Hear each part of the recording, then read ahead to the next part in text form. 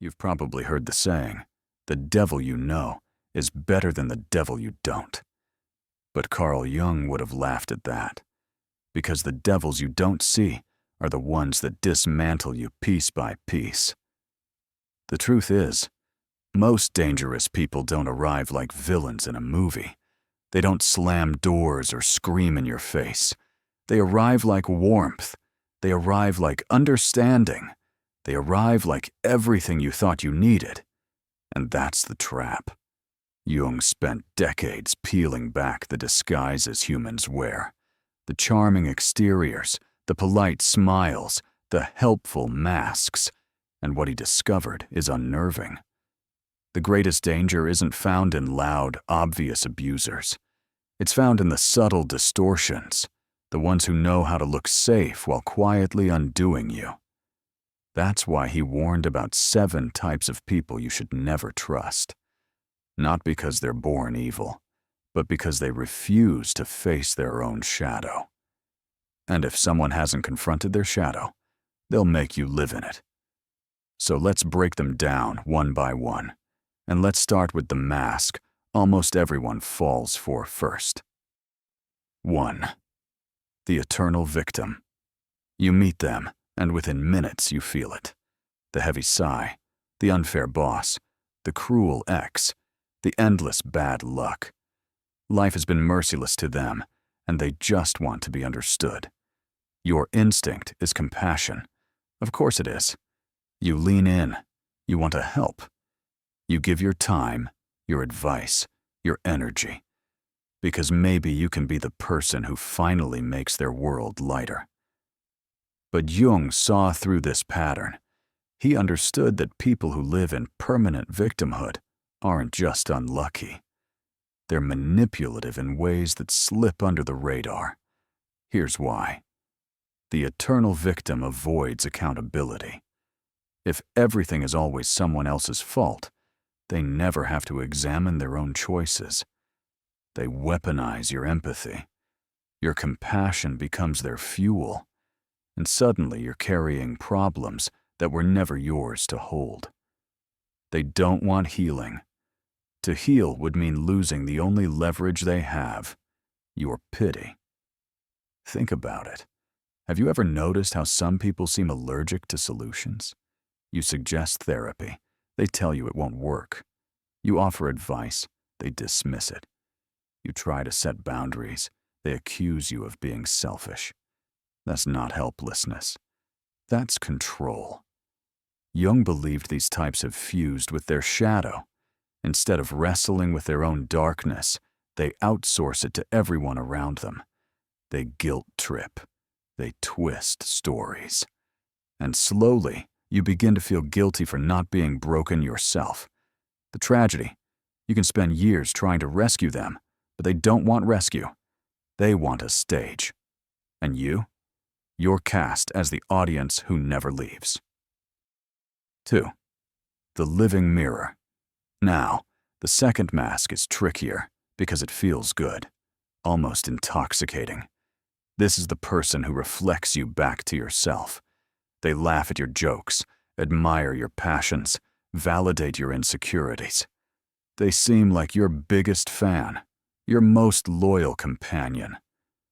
But Jung warned about this persona trap. When someone hides completely behind the mask of agreement, you're not meeting them. You're meeting your own reflection in their performance.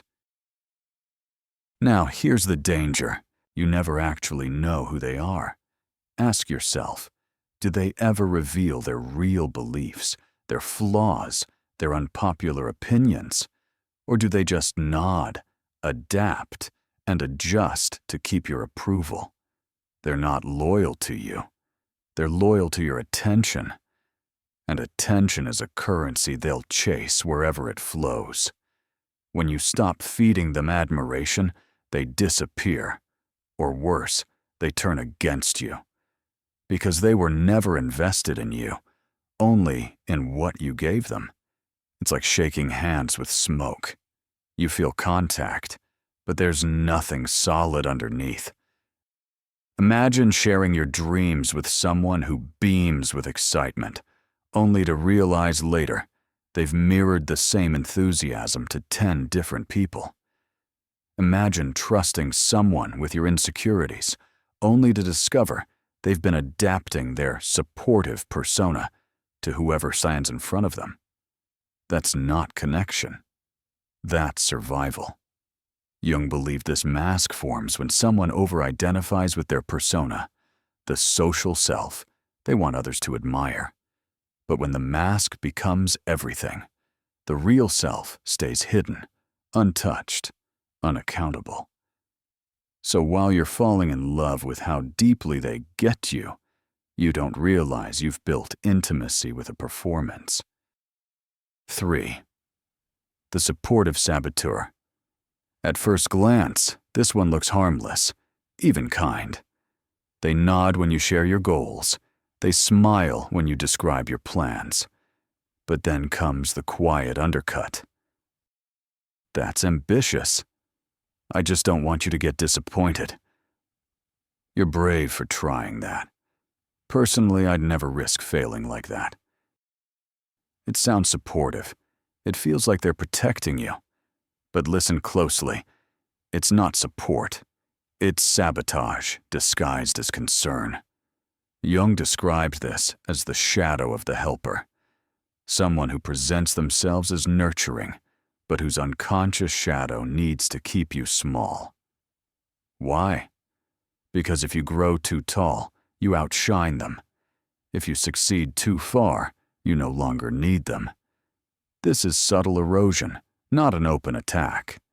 They don't say, "You'll fail." They plant just enough doubt so you start shrinking your own dreams. And the worst part? You won't even notice at first, because it doesn't feel like betrayal. It feels like care. Ask yourself, who in your life always phrases their doubt as love? Who cloaks judgment in maturity? Who consistently grounds you until your dreams no longer leave the floor? That's not a supporter. That's someone clipping your wings so you'll never leave the nest. And if you're not awake to it, you'll spend years walking with weights tied to your ankles. Weights they swore were just for your safety. 4. The shadow rival. The rival isn't obvious either. In fact, they clap when you win, just not too loud. They smile when you succeed, just not for too long. This is the friend who secretly competes with you. They copy your ideas, but never give you credit. They celebrate your growth, but always redirect the spotlight. For example, they say, "Oh, that's amazing." It reminds me of when I did something similar. "Wow, you got that opportunity?" Funny, because I was just offered something even bigger. Jung believed this type is driven by unconscious inferiority. They don't truly hate you. They hate what you reflect back at them, their own inadequacy. And instead of facing that pain, they twist it into a secret competition. Here's how you spot them. Their compliments always come with an asterisk. They love your success, but only when it's beneath theirs. They are most supportive when you're struggling, and most silent when you're thriving. Think about that. The day you stumble, they show up with sympathy. The day you soar, they show up with silence, or worse, subtle sabotage. Jung warned, never trust someone who can't clap when it's not their turn to win, because the rival isn't trying to grow with you. They're trying to measure themselves against you. And as long as they're around, your victories will never feel fully celebrated. 5. The spiritual performer. This persona wears wisdom like a costume. They'll sprinkle conversations with mystical phrases, quote ancient texts, talk about energy and alignment. On the surface, it feels enlightening, like they've tapped into something higher. But watch closely. When the spotlight fades, their actions rarely match their words. They'll preach detachment, but snap when ignored. They'll talk of humility, but somehow always circle the conversation back to how they are the enlightened one. Here's the tell. True wisdom makes space for others. False wisdom always takes center stage. Jung might call this the inflated persona, a mask built from ideals, covering up the messy human parts beneath. It's not spirituality, it's performance. Imagine this. You're going through something heavy. You open up. Instead of listening, they launch into a monologue about how pain is an illusion, or how you chose this reality. Notice how your suffering gets turned into their stage. That's not guidance, it's erasure. The danger isn't just their hypocrisy, it's that you start doubting yourself. You start thinking, maybe I'm just not as evolved as they are. And that's how the performance works.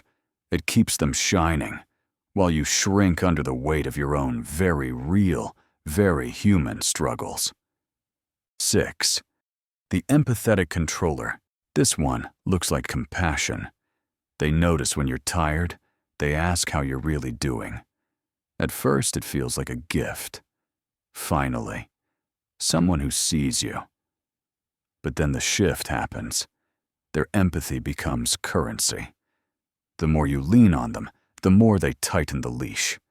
They'll say things like, "I just care so much about you. I need to know where you are.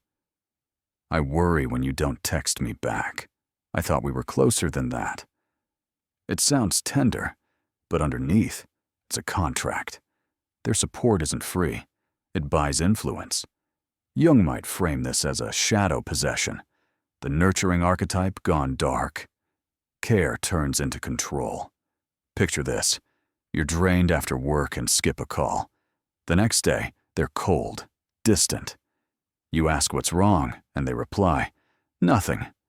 I just thought you valued this friendship." It's not love. It's leverage. And here's the catch. The more sensitive you are, the easier it is for them to hook you. Because you don't want to hurt them, you keep giving in. Until one day you realize you're not being cared for. You're being managed. 7. The chameleon. The chameleon doesn't have a fixed face. They borrow yours. Around you, they like what you like. They mirror your words, your opinions, your style. At first, it feels magnetic. Finally, someone who gets you. But here's the catch. They don't actually get you. They're performing you. Jung would say this is the adaptive persona, built from survival. It's a mask with no core behind it. They change colors to fit every room, but never reveal their true skin. Here's how you spot them. Their stories shift depending on the audience. They agree with you in private, but echo the opposite in public. They always feel familiar, but never fully known. Imagine you vent about your boss. They nod furiously. Exactly. I can't stand him either. Then a week later, you overhear them at a dinner praising that same boss's leadership. This isn't harmless flexibility. It's a mask so practiced that you might confuse imitation for intimacy. And the danger? You'll give trust to a reflection that vanishes as soon as you step away.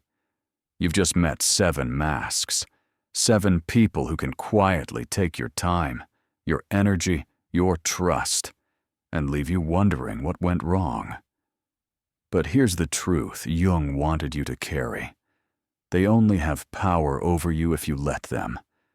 These people exist because shadows are everywhere, outside and inside. And the most dangerous mask you'll ever meet. The one that lives in your own tolerance, your own unexamined patterns, your own need to be liked, needed, or admired.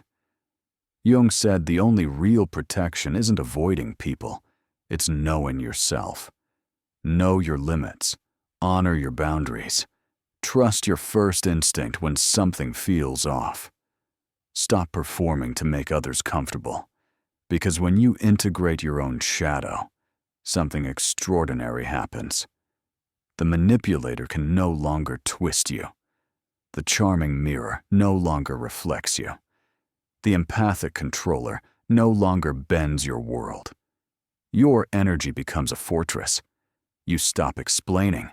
You stop justifying. You stop lowering yourself to fit their narrative. And suddenly, without confrontation or anger, you become untouchable.